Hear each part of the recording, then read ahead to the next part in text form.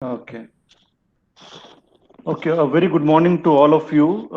At the outset, I must thank Dr. Raghuram and the entire team of OT department, allied health faculty at Sri Ramchandra Institute. My special thanks to Dr. Anil Srivastava, my mentor in the organization, that is IOTA, and our really long association together for those kind words. Thank you, sir, for always being so encouraging. Yeah, um, there was a special request by Dr. Raghuram to have a presentation which is case story based. Okay, because I understand there will be quite a few student in this entire audience. So to make them understand through stories will be a better option. So I've tried to put it together. Okay, trying to make this presentation as pictorial as possible. So my topic is importance of hand splints in occupational therapy practice using case stories. Yes, it is one of my area of work. I have been working in this area last almost 20 plus years, and I'm trying to, whatever word you use, promote it, market it, because I strongly believe that it is one of the most viable component of our professional practice. Okay, so it's important that we use it, practice it, and make our professional practice more viable. We be able to remain more competitive in the open job market. Okay, and ensure that others do not take it away, because if we don't practice, it definitely will be taken away by others. Before I move into the subject on splinting, can you all see my cursor? Yes, sir. Okay, yeah. So you can see here, this is the typical definition, 1994 AOTA definition. This is now, since this topic is on splinting, this part which is highlighted in red is we need to draw our attention to restore the highest possible level of independence. Okay, so Splint is one tool which which will ensure that um, in a given context, the patient we can achieve the highest level of outcome. Okay, within a defined time. In occupational therapy, this is one of the key concerns. How long it will take for the outcome to be achieved. This is one fundamental question. One very common question, always which is put forth by any patient is, when will I be okay? Okay. Now, and this $1 million question, often we do not have an answer. We the moment this question is presented to us, we get confused. Okay, we of course don't show it to the patient that we are confused, but you know remember that the patient can figure out that we are dishing out a confused answer.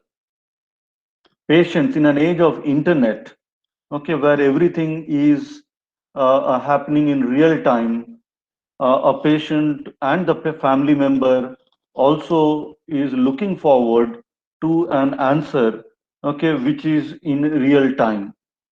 And splinting has a great role to play in that. Okay, so that is why I say that it is a therapeutically extremely viable option. Now, this is a model. This is my perspective of, the practice of occupational therapy. So this is a tunnel, health tunnel. Okay, at the mouth of it is a physician often. So the patient enters and the patient walks through this tunnel. Okay, and there are a whole range of professionals, healthcare professionals who interact and engage with the patient. And then as the patient is at the mouth of this tunnel, okay, definitely it is the responsibility of an occupational therapist, because at the mouth, it is an occupational therapist that who is sitting. Occupational therapy might be there anywhere here, but definitely at the mouth, because as the patient walks out of this health tunnel, the patient enters into the realm of function.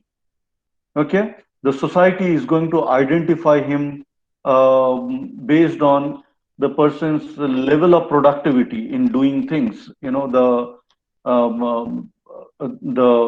correctness with which he will do the function, the speed with which he will do the function, the error freeness. Okay, so all these things are very, very important. So as an occupational therapist, we try to refine those outcomes. So this is the health tunnel. This is my perspective of having worked in occupational therapy for 20 plus years. Now let me draw your attention over here. There is a difference between movement and meaningful action. Now here I want to make it very clear that as an occupational therapist, we restore meaningful function, okay, meaningful action, and not necessarily movement. Okay, just to give you an example, somebody, I'm sure in this whole audience, there will be a few who might be playing keyboard. Now, all of us have a movement that your friend who plays the keyboard has. Okay, they are very similar movement. We have the same flexion, extension, abduction, adduction. Okay, all those movements, all of us have, but all of us do not have the capability of playing a keyboard and producing a music. We all can play the keyboard, but we'll end up producing a noise. Okay, but then there is a difference between noise and music. So the person who creates that music, okay, they have a different style of operating the fingers. Okay, there is a different rhythm in which the fingers move. There is a different timing in which the fingers move.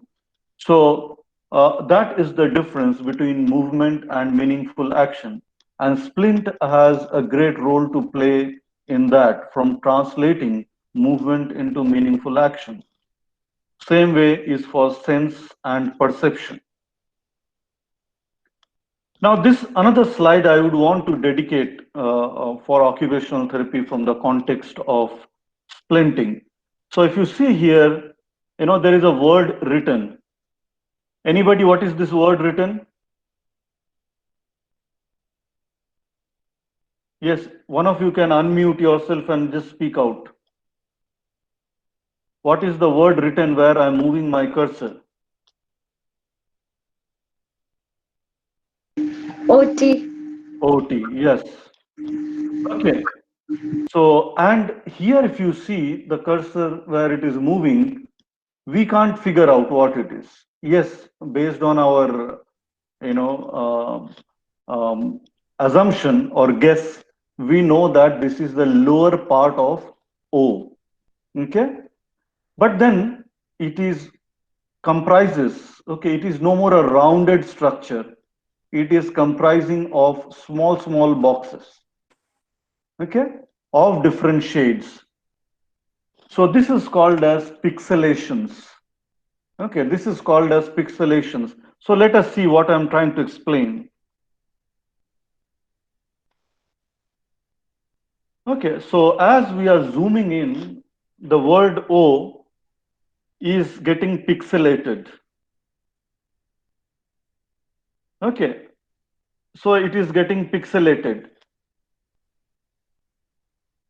So these units, these boxes, these boxes are the one that they all come together to form OT. Okay. So these boxes are the units of the word, right? So they are the specific movements, the in the context of the functionality of it, they all come together and then they form a full function, which the world perceives as, say, eating, writing. Okay, but eating and writing is not one word. Okay, it comprises of these small boxes. Okay, small functional units. So in the context of splints, okay, once we identify each of these boxes, there are splints for each boxes. Okay, so there will be one splint for this box, which will behave in a particular way, and there will be another splint for this box, which will behave in another way. Okay, so that is what we call it as creators of splints. Okay, so we call ourselves a creator of splints, not maker of splints.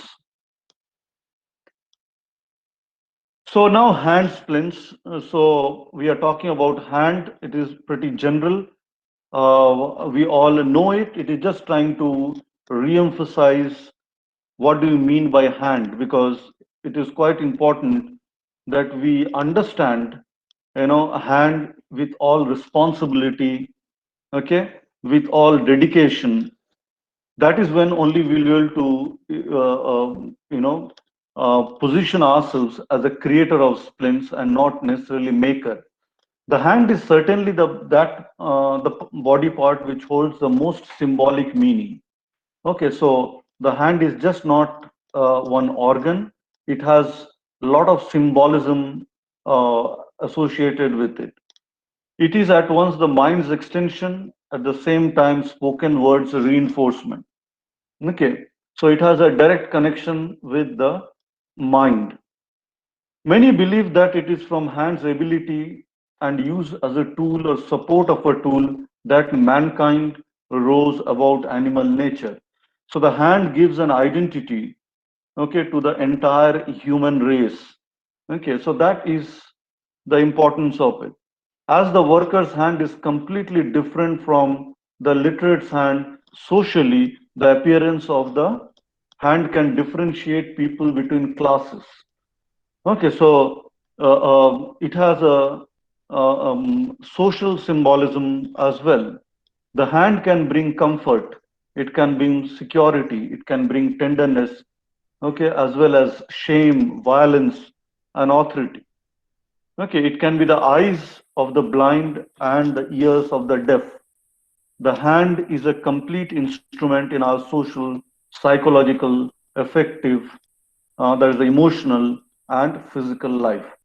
Okay, so the subject, today's subject, which is hand splint, essentially, remember that the role of the splint is to restore, is to reestablish all this symbolism of the hand. Okay, then only we can, we can for sure, tell to the world that we are rehab professionals. Okay, so when we talk about rehabilitation, we essentially mean that we are restoring, the capability of the hand in totality to the maximum possible extent. So how? So we all know about a normal hand, right? The hand that we all possess. Okay, they can, they can follow your command. They can perform the way you want, the way you wish. Okay, but not everybody is lucky. So how do they present? Okay, so this is a hand of a child. Okay, so this is a case with infantile hemi. Okay, where uh, you know the hand although exists, but in the senses of the child, okay, the hand has very limited meaning. Okay, so what role does the splint has? Okay, so this is a neurological condition. What about a traumatic condition?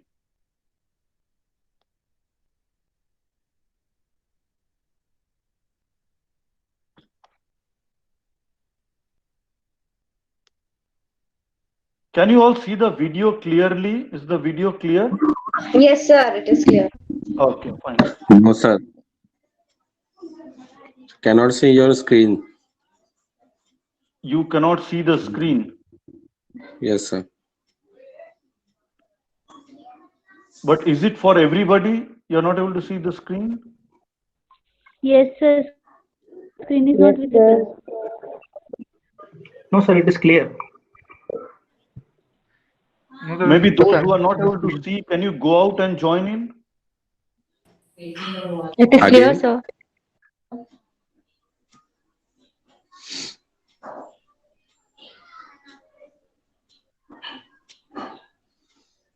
Yes, We the have to read. moderator. What do we do? Sir, actually, we are able to see it.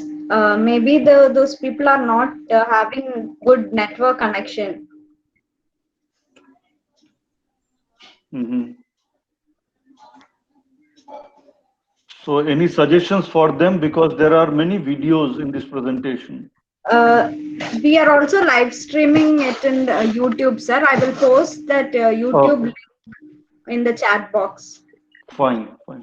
So Okay. whoever is having any technical issues can go and watch it on YouTube itself. Okay. Okay, so this video basically was on, the hand comes to us like this.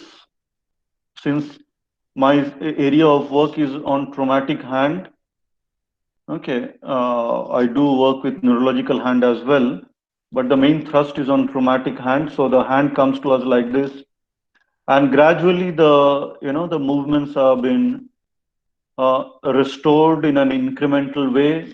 When I say movement, means there are in the parallel there are a lot of functionality also been restored. Remember that it is the person's aspirations, dream. They are all connected, uh, with this hand. So in the background of this, the video that you are seeing, in the background of it, the splint has a huge role to play. Okay.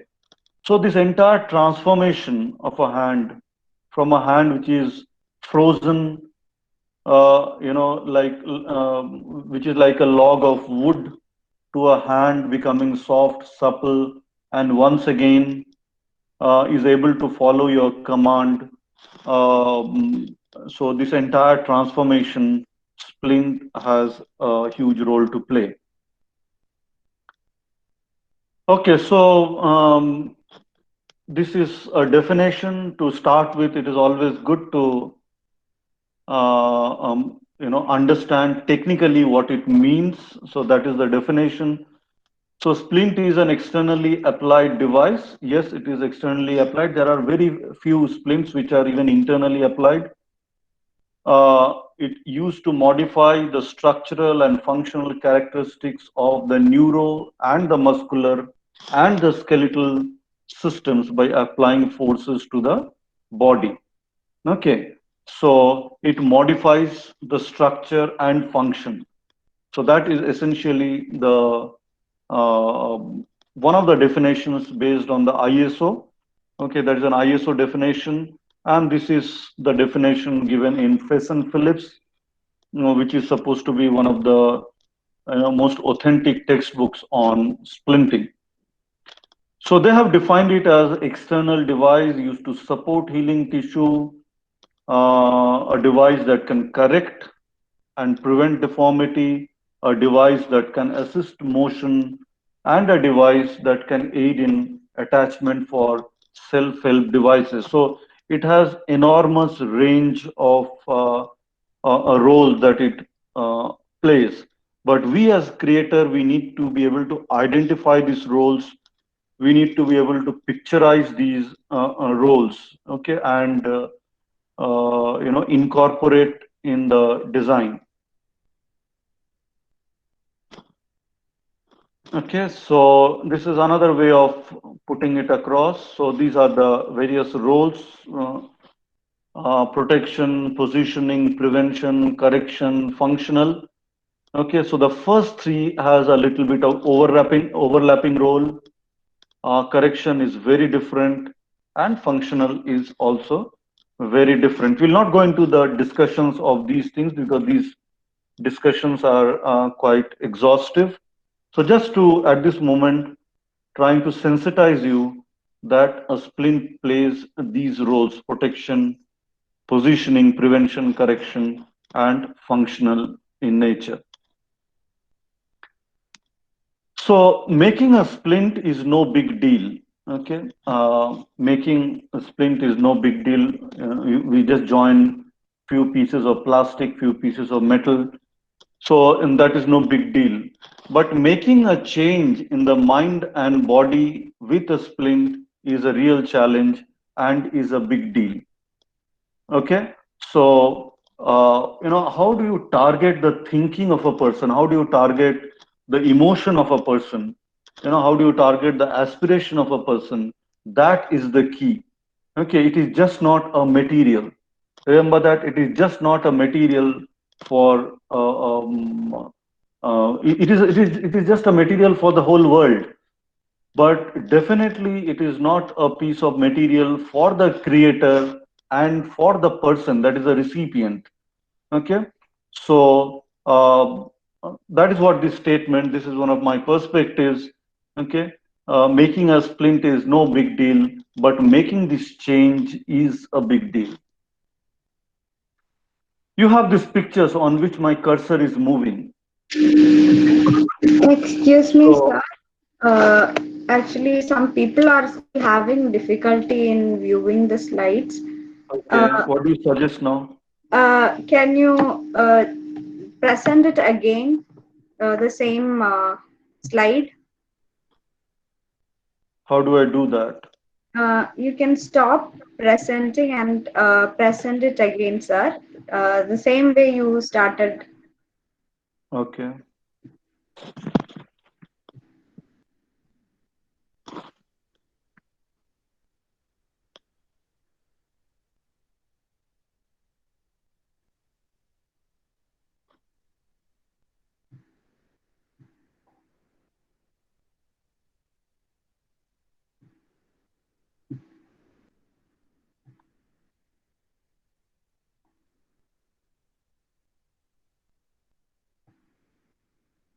Is it visible? Uh, it Yes, is sir. visible for me. I just wanted confirm. I just want confirmation from the participants. Visible. Okay, sir, it is visible. The problem is when someone else present their screen knowingly or unknowingly. So I request everyone to pin it to their on screen. Okay, thank you, sir. Yeah. Sorry for the inconvenience. Okay. Okay, so all of you can see my cursor moving on this picture with so many items on that. Yes, sir. Yeah.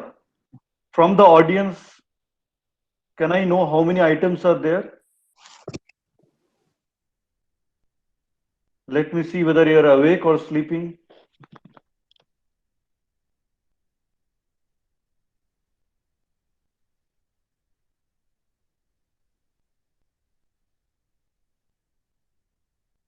Yes, I'm waiting for your answer. How many items are there on the picture?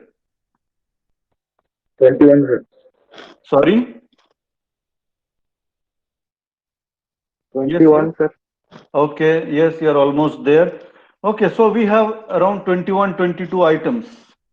Okay, thanks for counting it for me. Okay, so now what is big deal about this? There are 21 items. You'll be surprised. This is for one single patient.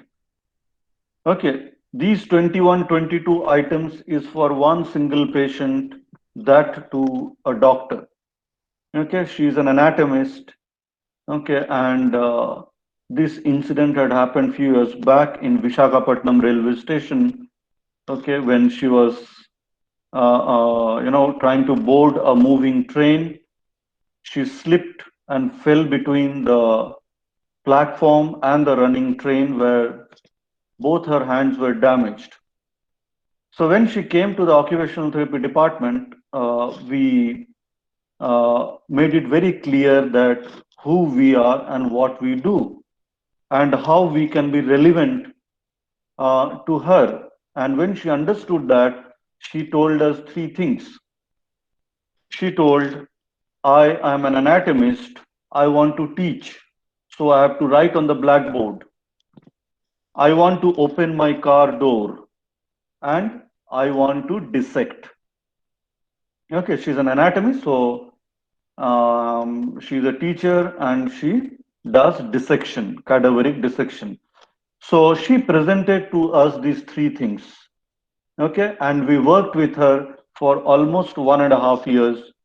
And during the course of this 1.5 year, okay, remember that the only prescription that we got from the doctor was this, okay, and this. So 1, 2, and 3. Okay, these were the three prescriptions that came from the doctor. Rest of the all other devices, it is based on our understanding, our discussion with the patient. Okay, the rest emerged that. So all these splints in total cost around 22,000 rupees, and that was given over a period of 1.5 years, and that is how she went back. Okay, as Dr. Raghuram had told, that success stories. Yes, this was success story. Then she got married.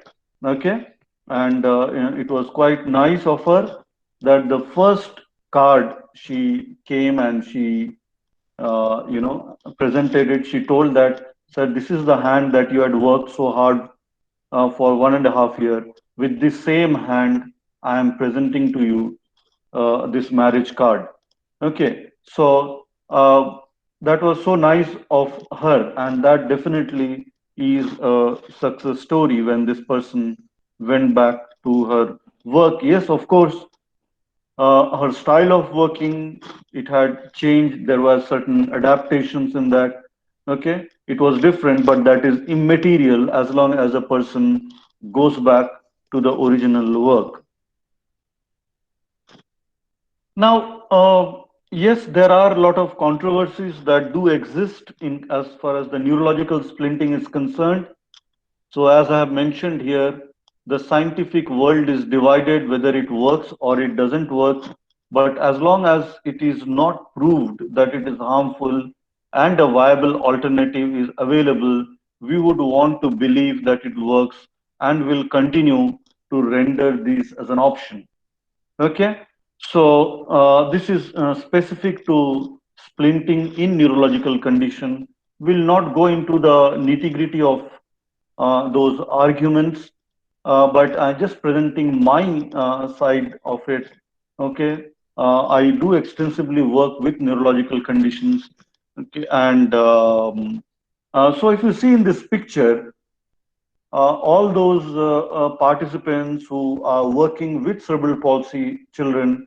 Okay, this is a quadriplegic boy, severely spastic, right? So this boy wants to eat by himself.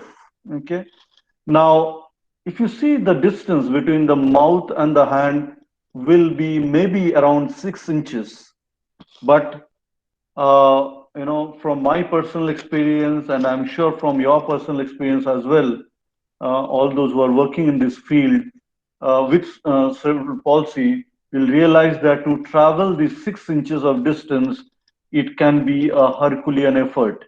It can take years together. Okay. So what we did, we had an adapted spoon and we had a splint. Okay. So both together, the adaptation and the splint together, so you can see how the spoon reaches the mouth. Okay. This boy, when he came to us, he was almost around 15, 16 years old boy. Okay, and he has never eaten with his hand. He is struggling. And, this is how it is. This is because remember that these patients, they are wanting to eat. Now he's presenting to us telling that I want to eat. I have spent, 14, 15 years I've spent. So you can't tell that, it will take time. It will take another 14, 15 years for you to, it is not like that. He has come to you for a help, and you have to make sure that in the next 14 to 15 hours, it is delivered. But how it will be delivered? You cannot deliver it just by empty hand. So that is when the splints come in handy. They are such a powerful tool. So what has not happened for 14 to 15 years, it can happen in the next 14 to 15 hours. Uh, this is, I think so, we can skip this particular slide. Yeah. Uh, so we splinting philosophy, it is creating rather than making a splint. I've already mentioned splinting is a problem solving process. It is not necessarily a condition based intervention. It is a problem based intervention. So the correctness in identifying the problem is the key. Okay. If there are errors in identifying the problem, if there are loopholes in identifying the problem, you are going to go wrong as far as your selection of splint is concerned. Delivering a splint is just the beginning of the story. Okay. It should pave the way for many of such intervention. So when I read this statement, I would want to draw your attention to the same picture where there were 21, 22 splints. Remember that the patient was referred for only one splint. Okay, when the patient came to us, he was referred for only one splint, and that splint gave way to next 22 splints. So, or 22 devices. So delivering a splint is just the beginning of the story and should pave the way for many of such intervention. Splinting is an aggressive intervention. Remember that people who have an interest in this subject or people who are practicing in this domain, they definitely should be able to ask themselves whenever you are treating a patient, you should be able to ask yourself that when is the outcome possible? How much time it will take? The patient's hand is not reaching the mouth. Now you have to ask yourself, when will the hand reach the mouth? Definitely you cannot tell that, or how can I tell that when it will reach the mouth? Because that is the language of splint. Okay. So once you enter into the domain of splinting, you will pick up that language. Okay. When you will be able to answer yourself in a time bound manner. Acquire the skill to see through the eyes of the splint. Okay. Supposing, I am sitting inside a room and many of you are sitting inside a room. Now you want everything to be seen red. Okay. You want everything to be seen red. Now, how do you achieve it? You can either paint everything red, but can you do it now? You can put a light which is red in color, but can you do it now? Okay. But then how can you do it now? Say in this case, I am sitting with the spectacles. I can put a red paper on my spectacles and I will be able to see around me red. Okay. So that is acquire the skill through the eyes of the splint. Okay. So what I would want to, suggest is, as I know that many of the students are here, when you are taking the case record, case history, even I used to do that. Okay. So at the end of the, management will write, we also will be able to give a splint. That is quite, I would not recommend it anymore. Okay. Let the splint be the first thing. Okay. Let the splint be the first option. Okay. So I would tell it that aggressively. Okay. Because it is very, very important. So acquire the skill to see through the eyes of the splint. Uncanny knack for creativity, lateral thinking, imagination, design idea, anticipation. Will not, these are difficult words in the context of splinting. We do have a lot of discussions in our training program about these words, what they mean, and how they can be implemented. Okay, so generating referral is key to the splinting practice. So remember that. Again, I would want to draw your attention to the same slide where you had 21 different designs there. Okay, so how do you negotiate? You know, you are given one splint. Now, how do you go to the next splint? How do you negotiate? Because these splints are not free, they are all paid. Okay, so how do you convince the patient that you need another splint and for which you have to pay? Okay, so it is a different ball game altogether, and you have to learn this. Okay, to be able to generate referral is the key to splinting practice. Constructing a splint is just the tip of the iceberg. Designing it is the iceberg below the water. So if you see from outside, when you see an image of an ice floating, okay, it is a small part that floats above the water. The rest of it is below the water. So what you see a splint, as you see in the picture on a patient's hand, okay, that is only the tip of the iceberg. The idea, the thought, the skills that goes behind to create that object is much bigger. Okay, so we as a creator, we have to get in here. Okay, so you have to develop an interest to get in here. Okay, so this is our splinting unit at Manipal, and these are some of the things that we do. 22 years old, state of the art facility. Only therapists make. We do not have any, skilled worker helping us out. Okay, it is all the time OTs, and OTs. We have people coming to our department as an observer, as part of the training program from all over the world. These are the two students who have come from Bournemouth University, England. Okay, we have undertake metals and plastic. We use wide range of raw materials, conventional, unconventional design, static, dynamic. Splints are designed always on the patients, around 2,000 to 2,200 splints annually, which touches close to, if you see the market value, almost around 30 to 35 lakh rupees. Okay, we do design a lot of low-tech functional aids, and we do work on the line of telemedicine as well. So this is how the center looks like.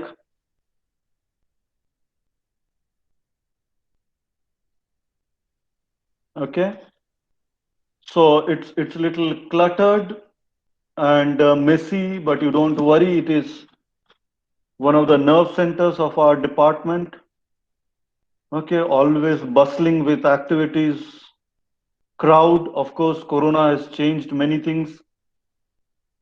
So, uh, and we take a lot of pride uh, in the activity that happens inside this room.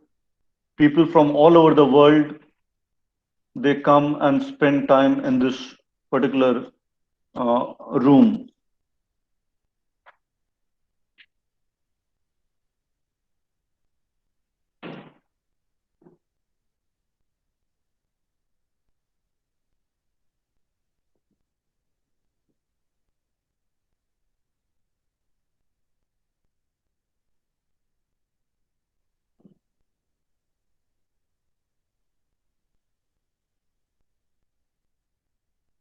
Okay, so that was our facility where we work. Now let us quickly run through some of the case stories. This thing, so you can see this is as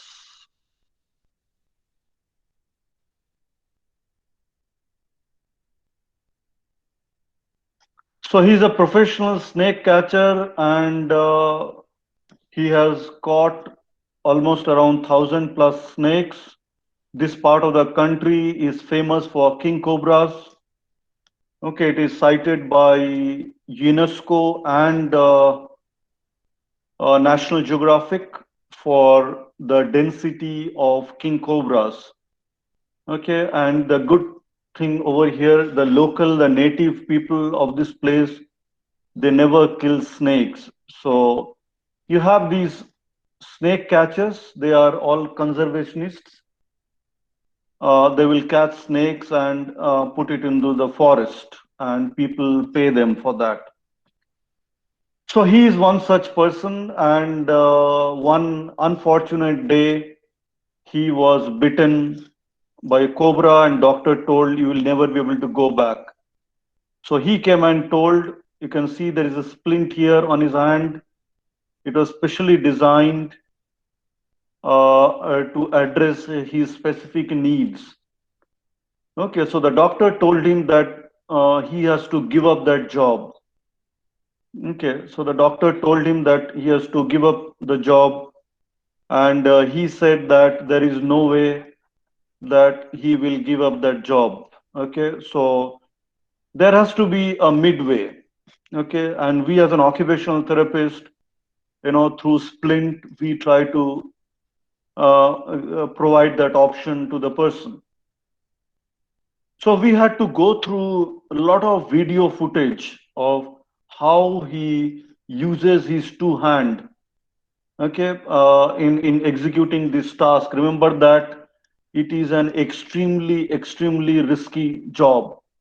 Okay, if the snake, wherever you are sitting, if the snake seeps into under your chair, we all know what we are going to do, right? So he has to maintain his calm.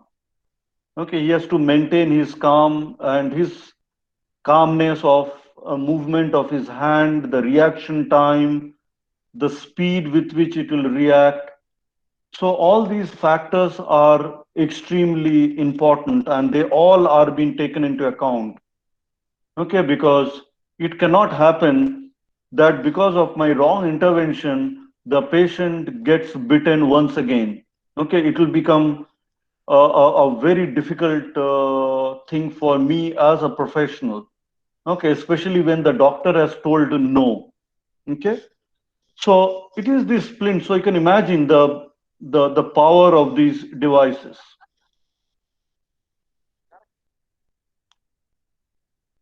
Okay, we move on to the next case. This is cerebral palsy, again an adult CP. Now he is around 26 years, 26, 27-year-old boy. Okay, you can see the statement. Can you read it?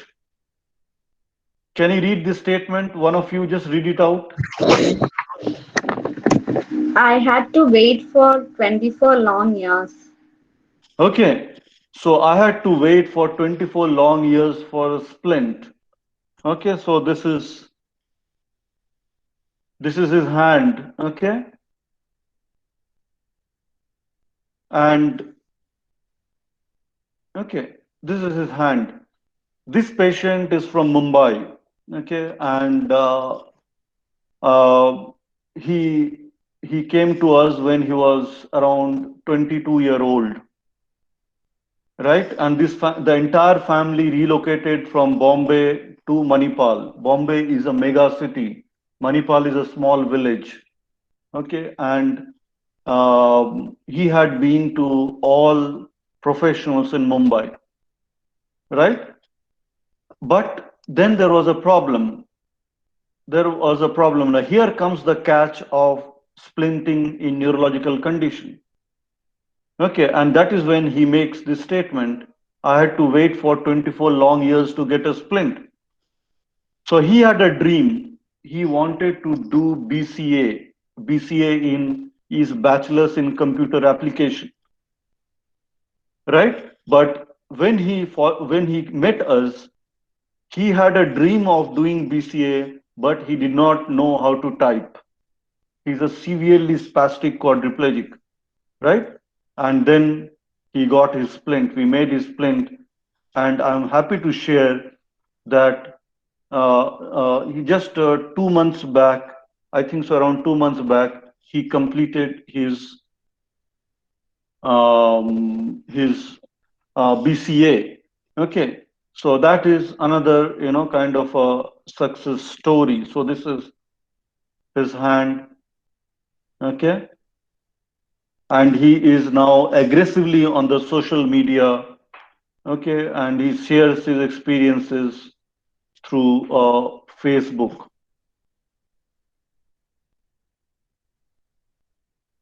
This is a case of infantile hemi.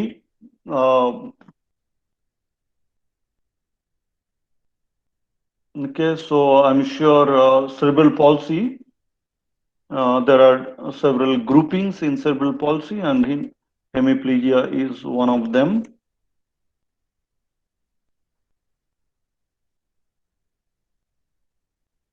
Are you all able to hear? There's a background music. Are you able to hear that?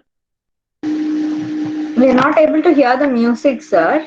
We Okay. can see the video. And you can hear my narration, right? Yes, sir. Yes, yes. Okay. So this is a case of infantile hemi with severe elbow flexion contracture, wrist flexion contracture, long flexors contractures. Okay, so a typical infantile hemi. So we are managing it with two set of splints. One is gradually stretching the elbow flexion contracture.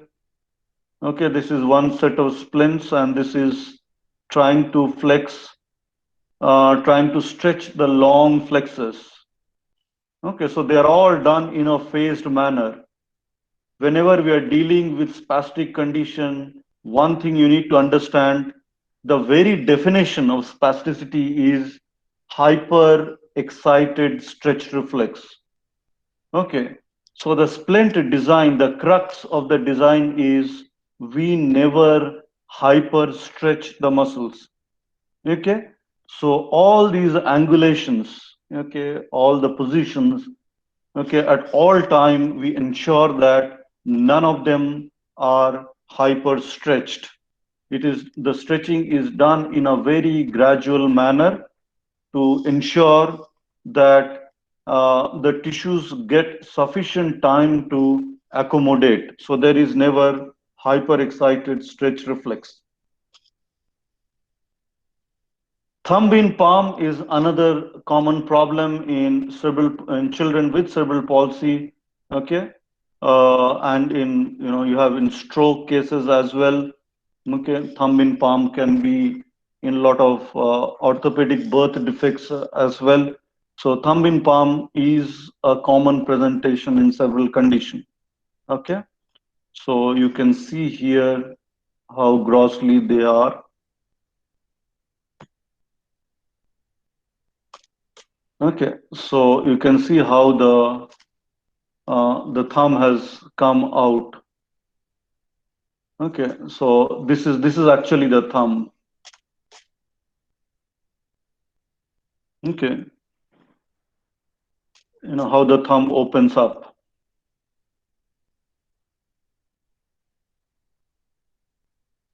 And these are often in weeks' time.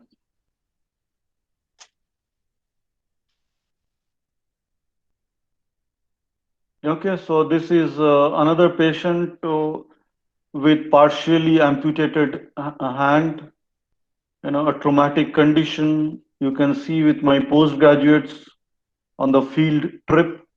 Okay, and this is how. So when he damaged his hand, he is basically a fisherman. He drives the boat, and in his boat there will be around close to 25 to 30 people. So the main owner of the boat and who employs all these fishermen, he did not want to risk the life of all the 25 people because they all go into the high seas. Okay, and that is when he came to us, and we specially trained him, to do the job and to minimize the risk. And we even spoke to the owner also Okay, and in this footage you see he taking us to the middle of the sea and giving a demonstration that whether he is safe enough to operate. Okay, so this is the affected hand.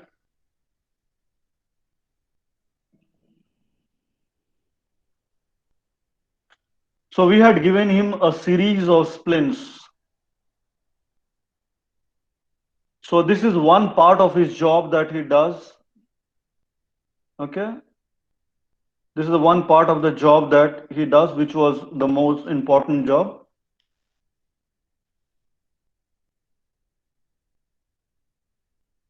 Okay, so this is, you can see how we are stretching. Okay, this is our hand. Small children, we try to catch them young. Okay, early intervention. Okay. From my personal experience, I have given splint to the most youngest of the kids. The child was only 5 day old. Okay, so we give splints as early as that. Okay, so that is the hand. And many patients we have managed to, avoid surgeries.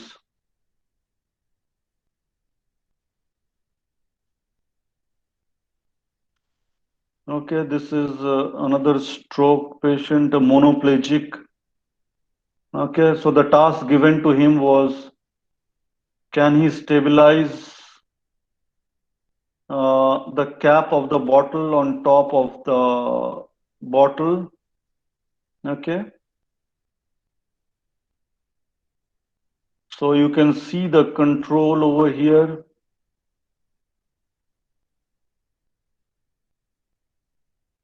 Okay, you can see the time duration for which he can keep the hand on top of the bottle. Okay, whereas if you see here, the hand takes, the hand continuously moves over the, if you see now, now if you see that,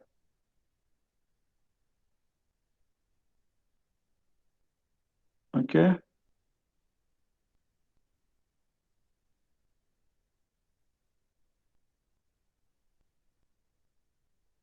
Okay, so if you see that the amount of control, remember that these are all instantaneous.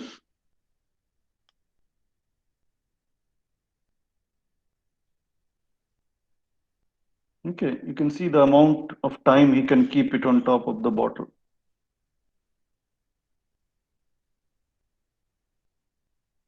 Okay, this is another boy who came from Hyderabad. Remember that it's really far off. It is almost 1,500 kilometers. Hyderabad is a hub for occupational therapists. Okay, but when it comes to splinting, it isn't developed that much. So what was the problem with this child was when the child is, let me see.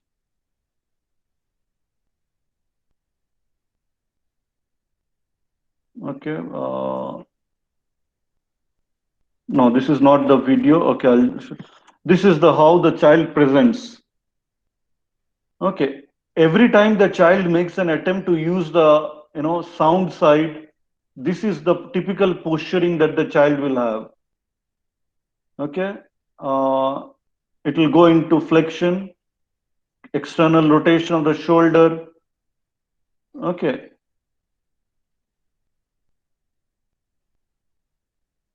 Okay.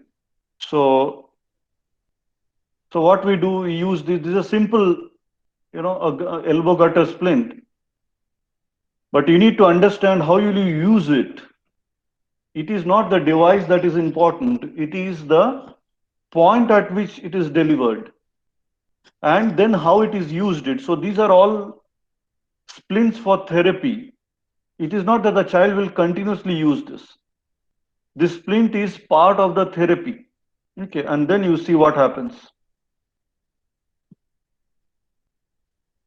Okay, you can see the child now has developed an ability to keep it extended. Okay, he can extend it for a longer period of time. See, you can see that.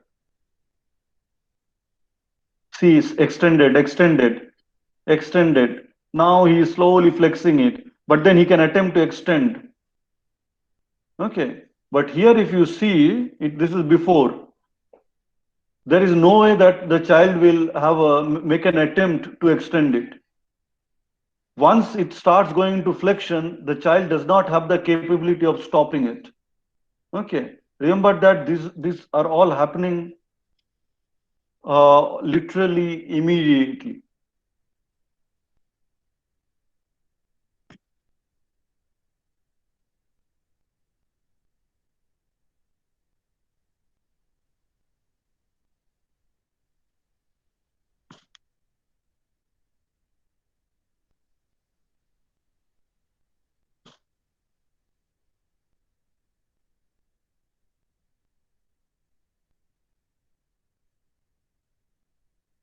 Okay, I'm sorry about this. This video is not playing. This was a story of a child. The boy is from Delhi. Okay, and he lost his fingers, all 10 fingers, due to an infection. Okay, and then the child lost his ability to write. And as the child lost his ability to write, the child also lost interest in studies. That is when the parents became extremely concerned. Okay, and that is when the father happened to see one of my YouTube film, and that is how they got in touch with us. And then we made a device and we sent it across to the child. It did not work out. Again, they sent it back. We made the second device and then we send it, and that worked. I'm sorry, I'm not able to show the video for some reason. It is not playing. No, so that is the background of this particular case, and that is how the child went back, went back to writing. Okay, so this is another case, a child with a low tone. Okay, you can see the child wants to write, around a 14-year-old boy. Okay, this is how he has never written. Okay, because the pen often slips off from the hand. He has very limited control. He can't put sufficient pressure. Okay, so this is a problem, and as a result of that, the child loses interest also.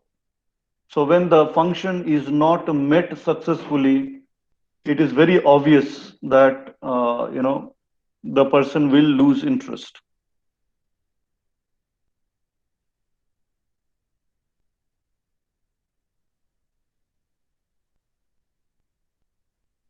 Okay, so here you can see, although the visual is little bright, we are not able to this thing. He is able to put more pressure.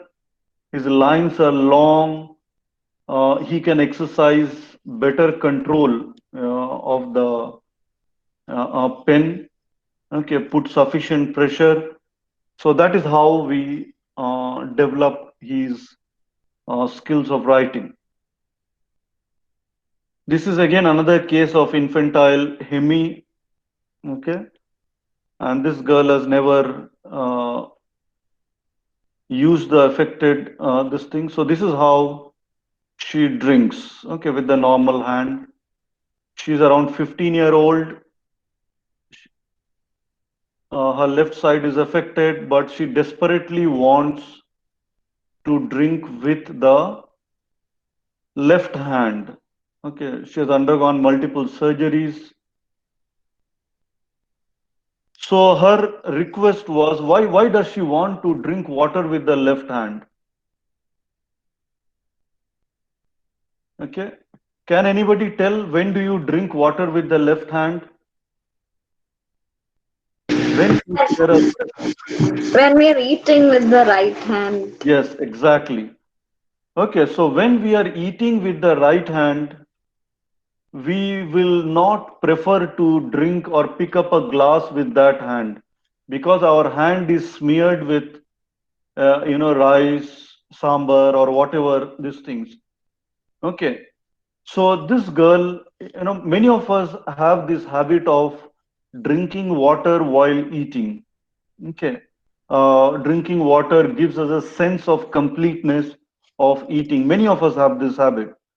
Okay, and so is this girl. Okay, so is this girl, and so that was a big concern that how will can she this thing. So if you see here,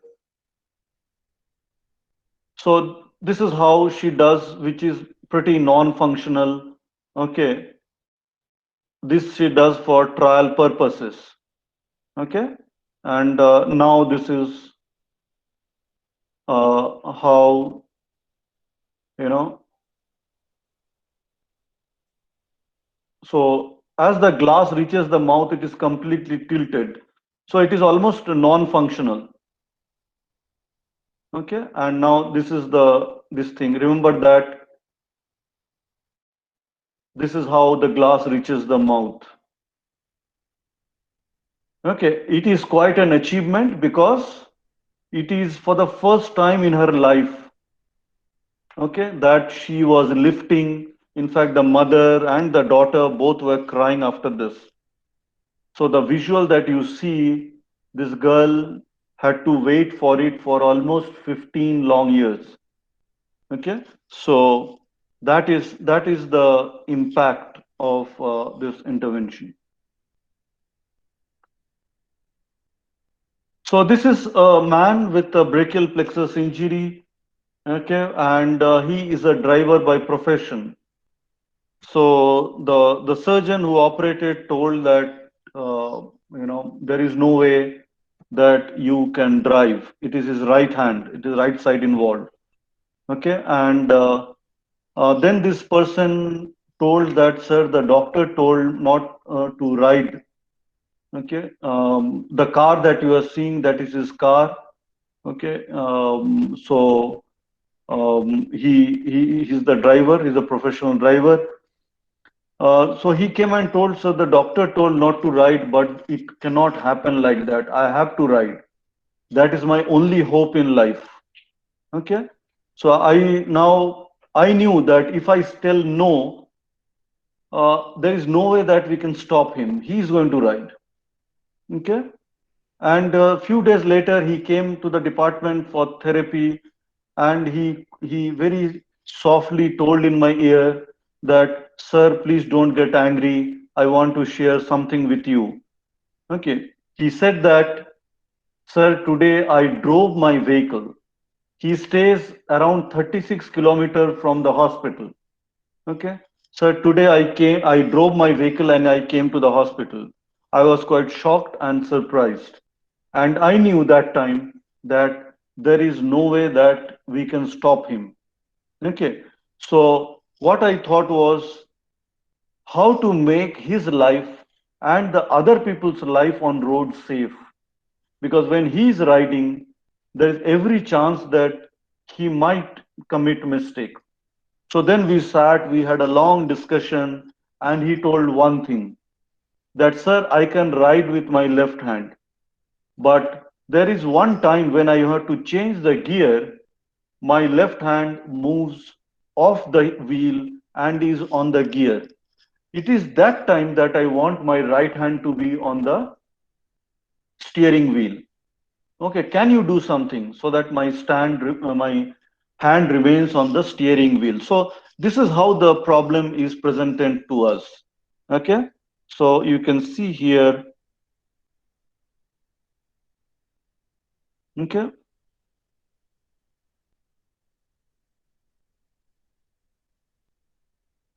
okay, so this is the position, and this is how it is.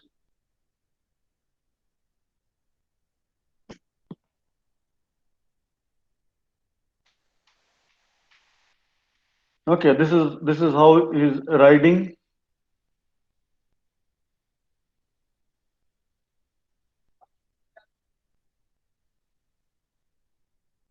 Okay, so this limb is completely paralyzed due to the brachial plexus injury.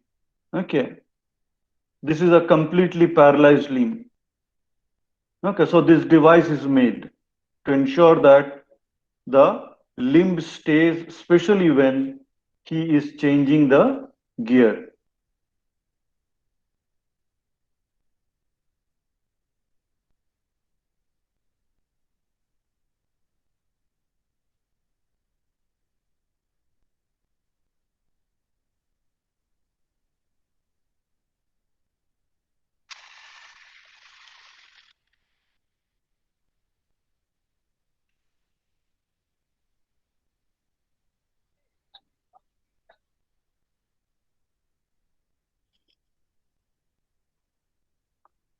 So we have something for the lower extremity as well. So one of the common problem is tight TA. There could be knee contractures. So we can see how we stretch them at a much younger age.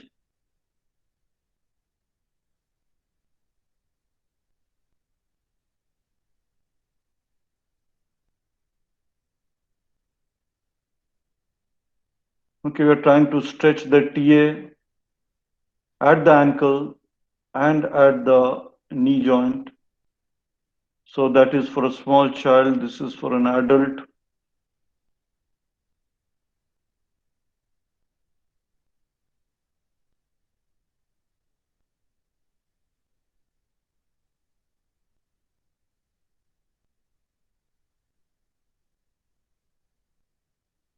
These are not AFOs. They are not typical AFOs.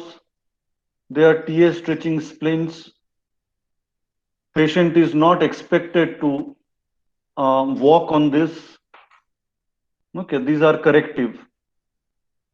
So yes, we do make AFO, but our AFOs are with a little difference. So these are some of the other examples of lower extremity splints. This is for a CP diplegic. The splint is for stretching the flexion contracture at the knee as well as hip adduction contractures. The typical posturing of the CP diplegic. This is a case with head injury in the ICUs. People, those who are working in the ICUs, you'll realize that, especially in government hospitals, where the patients are kept for a very, very long time, okay, and they can be severely contracted. Okay, so you can see a severe knee flexion contracture, this and this. Okay, these are the same patient. Okay, so this is how they have gone through in a phased manner.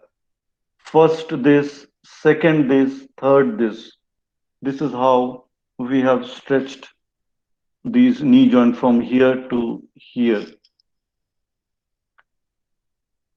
All right, so we come to the end of this. Yes, as was mentioned earlier, I'm happy to share that for the work that I presented in the course of this presentation was invited by the WHO in Geneva, and here I am, okay, standing here.